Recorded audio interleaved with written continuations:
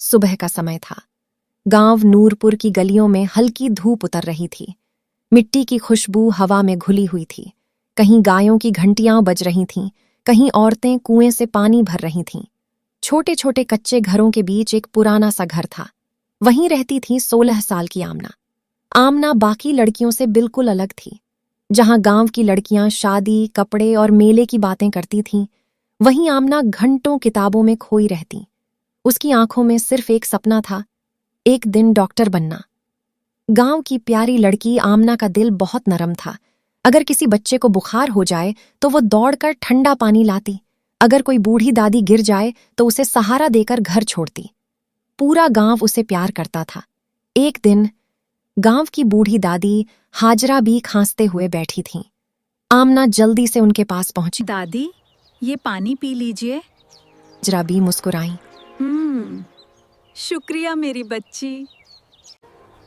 अल्लाह तुम्हें बहुत बड़ा इंसान बनाए। बेटी।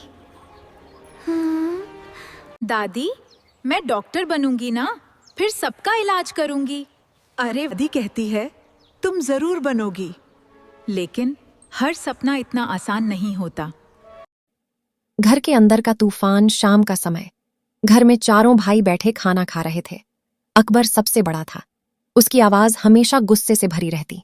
साजिद हर बात में अकबर का साथ देता।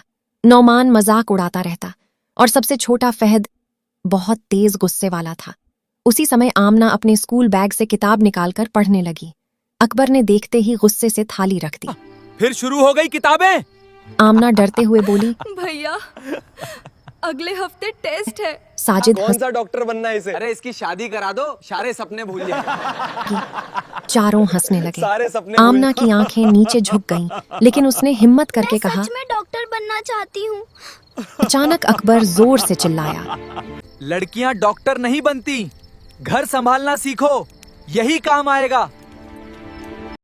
रसोई के कोने में उसकी माँ जैनब खड़ी थी। वो अनपढ़ थी। उसे खुद कभी स्कूल जाने का मौका नहीं मिला था, लेकिन वो बेटी की आंखों का दर्द समझती थी।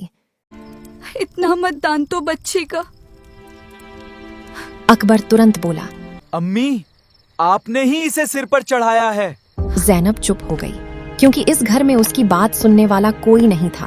आमना खाना छोड़कर अपने छोटे से कमरे में चली गई। टूटा हुआ दिल, लेकिन जिंदा सपना। रात हो चुकी थी।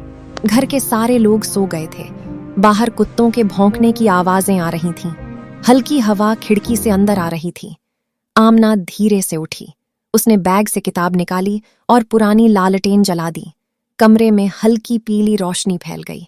आमना धीरे धीरे पढ़ने लगी। उसकी आंखों में डर भी था, लेकिन सपना उससे बड़ा था। तभी दरवाजा धीरे से माँ अंदर आई। अम्मी, मैं बस थोड़ा पढ़ रही थी। जैनब उसके पास बैठ गई। उसने आमना के सिर पर हाथ फेरा।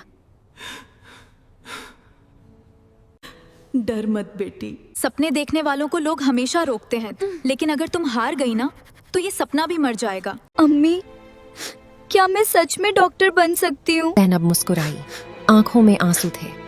अगर अल्लाह ने चाहा तो पूरी दुनिया भी तुम्हें नहीं रोक पाएगी। आवनी आवाज। तभी अचानक बाहर से तेज आवाज आई। दोनों डर गईं। ये फहद था। वो दरवाजे के बाहर खड़ा था। अगर फिर किताब खोली ना, तो स्कूल जाना हमेशा के लिए बंद। आमना के हाथ से किताब गिर गई। कमरे में सन्नाटा छा गया। माँ की आंखों में डर था और आमना की आंखों में आंसू, लेकिन उसके दिल में सपना अभी भी जिंदा था। क्या आमना स्कूल जा पाएगी?